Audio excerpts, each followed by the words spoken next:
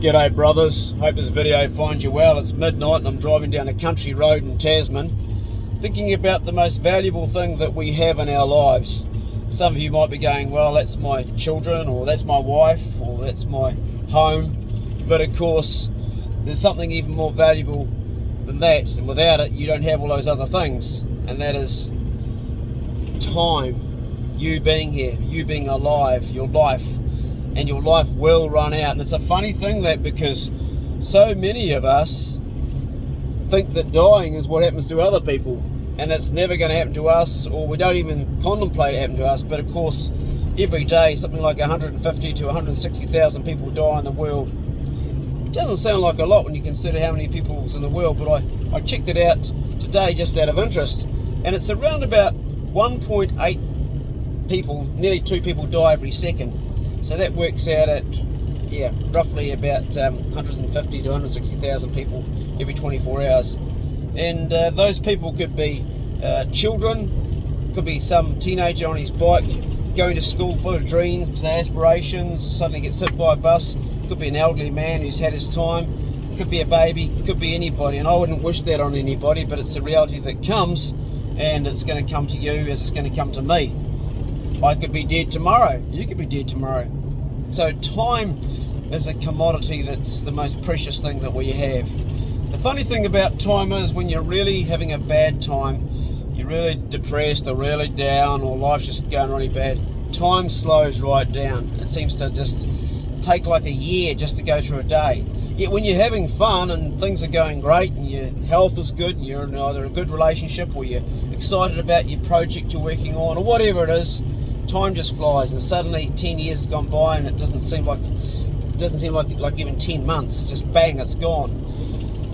I think that most of us feel that we're gonna go a little bit longer in this life, and we often do, because death creeps up so quickly and people aren't prepared for it. They're not ready. They thought they had more time, and I've lost a lot of friends around my age that thought that, and they're gone. They just thought they were going to be here a bit longer.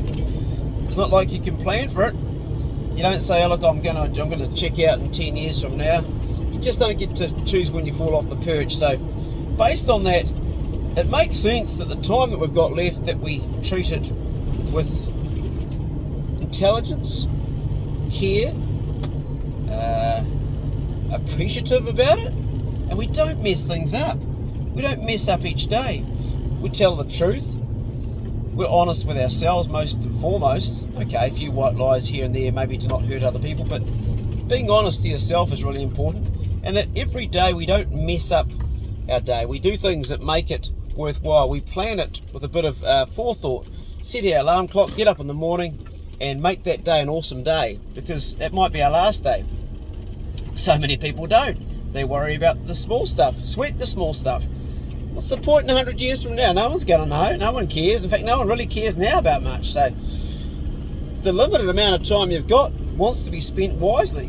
You want to plan for having a good day. You want to fill your day with the things you love doing. So get out of that bloody horrible job that you're grizzling about all the time. And even if it means giving up some things, material things, like a comfortable place to live, or nice clothes, or all those things you think that are going to make you happy that never made anybody happy, and downgrade your life to pursue what you love, and then you'll be happy. I rented an old farmhouse that was pretty miserable to live in as far as places go. It was freezing cold in the winter.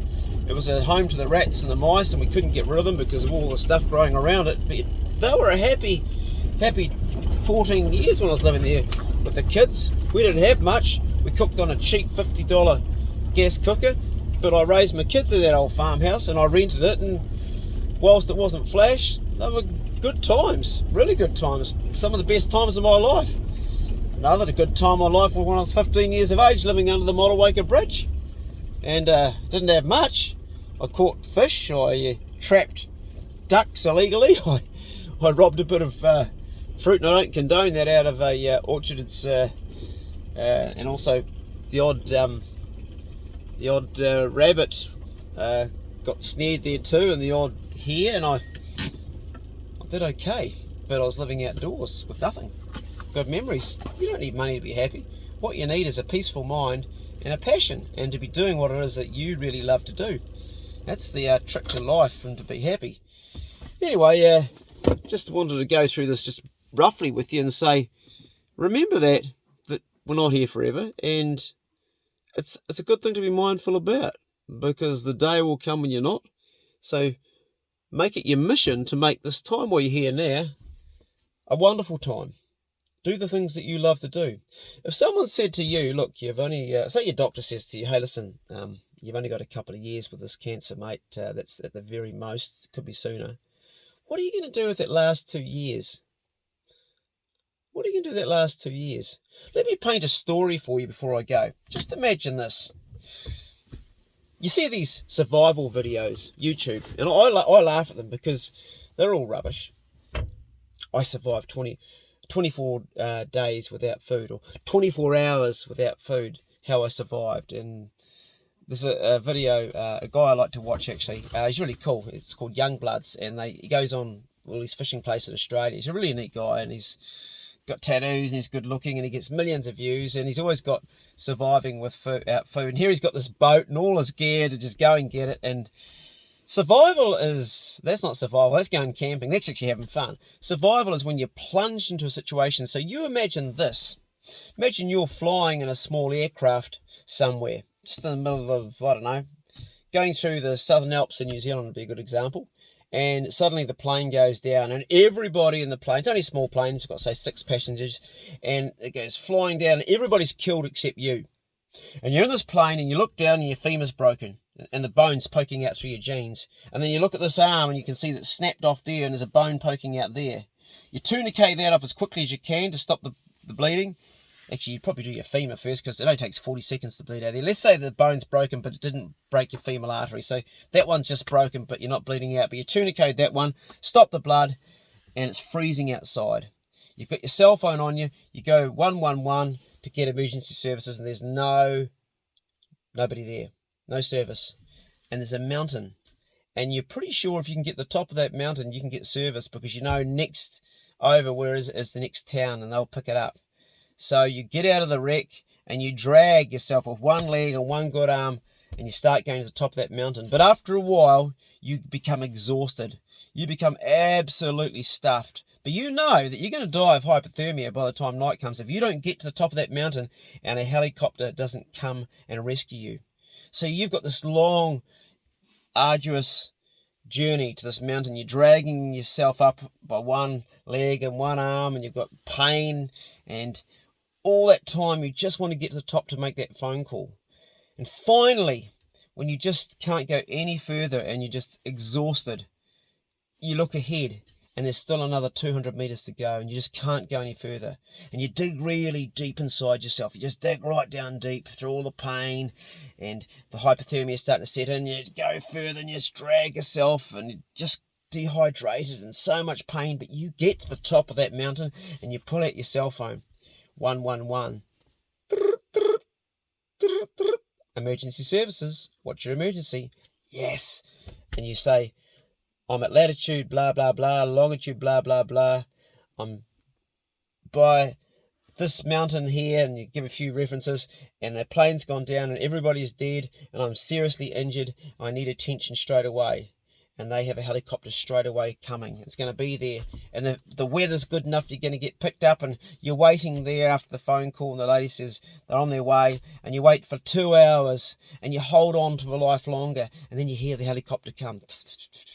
And it lands beside you, and you get in there. Now you're inside the helicopter after they've picked you up, and you're all warm, and someone's giving you a drink, and you're sitting there. Now all of that time, from the time that airplane crashed, the time you got to the top of that mountain to save your life, what were you thinking about? You were thinking about survival. And now you're in the helicopter, and you're thinking about, I'm alive, and you've got this amazing new chance at life. In that time, from the bottom of the gully to the top of the mountain, that person wasn't depressed. That person probably didn't even have like the normal anxiety. All they had was a will to live. And they made, well, you made, because it was you, I'm painting a story, but you made every second count to be able to make that phone call to save your life. Well, your life isn't that hard now. Your life is on a day-to-day basis Most of the time you wake up, you either go to work or you do your job, but most of the time you're not in that survival mode. That's a true survival mode. That's what can happen to you. You can really suffer to live.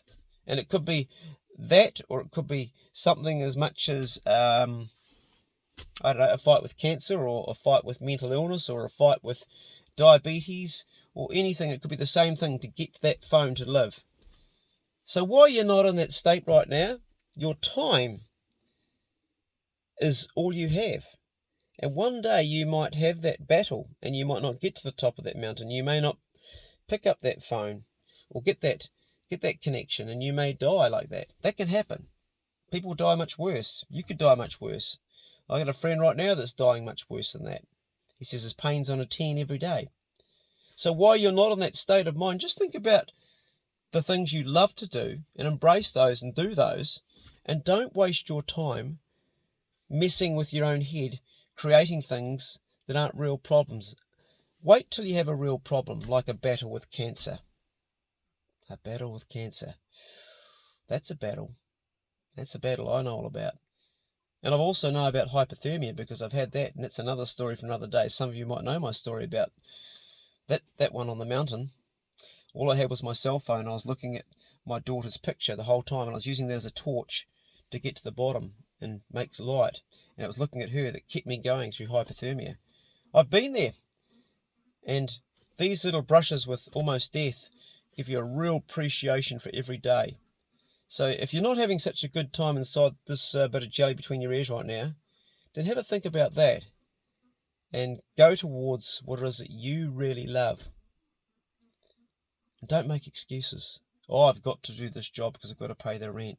No, you don't. No, you don't. You're not going to sleep outdoors, and even if you do, it won't kill you. Even if you have to spend some time in a tent for 6 months, you'll survive. Geez, I'm nearly bloody 60, and I sleep in a tent quite often in places when I go hunting and that. It's nothing. Don't make a big deal out of something which isn't a big deal. A big deal is losing your life, or someone that you love losing your life. You're fine. You're okay. You might need to harden up a little bit and slip out of your comfort zone to find out how happy you really could be. These are only my views on time, but I believe a lot of people out there, you may not be one of them, but a lot of people waste an awful lot of time creating a lot of stuff that's actually counterproductive to really doing what it is they really love every day. I had a really good job once as a sales representative for a company called Frost Wholesalers in Christchurch in Durham Street. But I wasn't that happy in it. It was a means to an end. I wanted to be a musician. So I walked out, and everybody said I was doing the wrong thing. It was the best thing I did in my life. From then I went on a huge journey, and I never looked back.